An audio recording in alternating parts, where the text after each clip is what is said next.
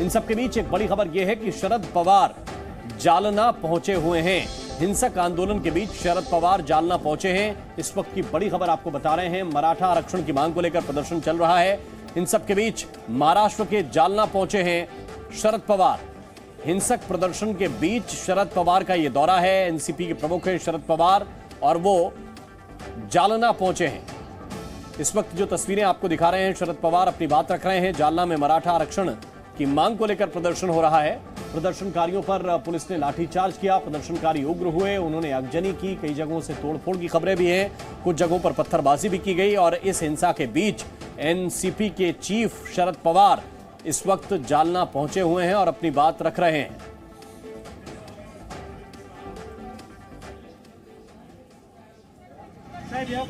हाँ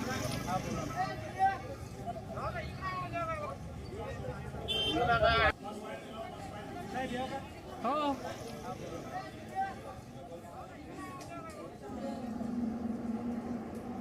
और ये तस्वीरें जो इस वक्त हम आपको दिखा रहे हैं, किस तरह से पथराव किया गया है, इसको भी आप इन तस्वीरों में देख सकते हैं। किस तरह से ये गाड़ियां जला दी गई, बसें जला दी गई और इसके बाद बस सेवा भी रोकी गई है।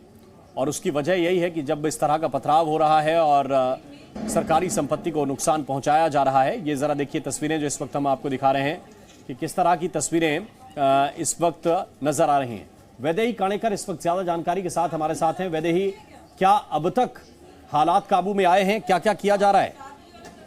जी बिल्कुल, जैसे कि हमने देखा है कि कल जिस प्रकार जालना में मराठा आरक्षण को लेकर कुछ आंदोलक जो है वो पिछले कई दिनों से आंदोलन कर रहे थे और जिस प्रकार से हिंसा जो है वो वहां पर उमड़ी हुई नजर आ रही है। कहीं ना कहीं एक सेंसिटिव सिचुएशन जो है वो फिलहाल जालना में दिखाई दे रही है। वहीं दूसरी ओर जो है वो महाराष्ट्र के कई कद्दावर नेता जो है वो भी जालना की तरफ जाते हुए नजर आए हैं। कल ही इंडिया की बैठक हुई। इंडिया के बैठक के बाद ये घटना हुई और इसके बाद अब आज जो है वो यहाँ पर शरद पवार यहाँ पर पहुंचे हुए नजर आ रहे हैं। हम देख रहे हैं कि शरद पवार वहां से संबोधित कर रहे हैं। उन्होंने ये कहा है कि कल जो घटना हुई वो देखकर मैं आज यहाँ पर आया है। शांतता के मार्ग से जो है वो हम आंदोलन करेंगे। हम अपनी बात जो है वो सरकार की ओर रखेंगे। ये बात फिलहाल शरद पवार कहते हुए नजर आ रहे हैं। वहीं दूसरी ओर उद्धव ठाकरे भी आज जालना में आंदोलन कर्मियों की मुलाकात करेंगे, जो जख्मी हुए हैं उनसे मुलाकात करेंगे।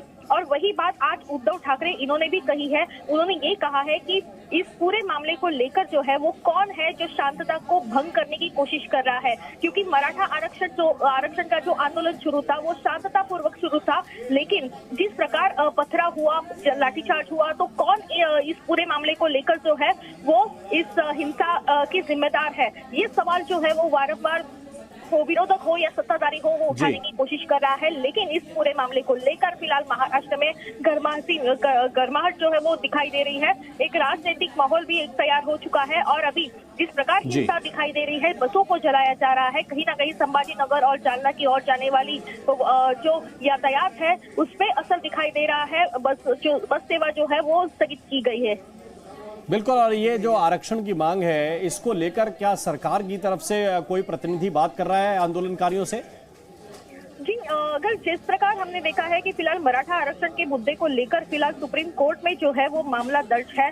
सुप्रीम कोर्ट में महाराष्ट्र सरकार की ओर से भी कई सारी बातों को लेकर जो है वो स्टेटमेंट जारी किया जा रहा है। लेकिन ये पूरा मामला कोर्ट के कचहरी में है। ऐसे में मराठा आरक्षण को लेकर जो है वो बार बार मांग होते हुए नजर आ रही है। मराठा समाज की ओर से हर एक जगह जो है वो इस प्रकार आंदोलन किया जा रहा है। लेकिन शांततापूर्वक आंदोलन करना ये एक इतिहास रहा है। इसके पहले अगर हम देखें तो 17-18 में जिस प्रकार मोल से निकले थे मराठा आरक्षण को लेकर, वो पूरे के पूरे शांततापूर्वक निकलते हुए नजर आए। एक उदाहरण जो है वो इस मोर्चे के ओर से भी दिया गया था कि किस प्रकार मोर्चे निकाले जाए तो मराठा जो लोग हैं वो जिस प्रकार निकालते हैं उसी शांततापूर्वक जो है वो मोर्चे निकाले जाए। एक उदाहरण के तौर पर समाज जो है वो दिखाई दे रहा था। लेकिन कल जिस प्रकार हिंसा दिखाई दी, कहीं ना कहीं मराठा समाज जो है वो अभी आक्रामक हो चुका है। बिल्कुल वैदेही, बहुत बहुत शुक्रिया, बहुत बहुत धन्यवाद आपका इस पूरे अपडेट के लिए। जी न्यूज़।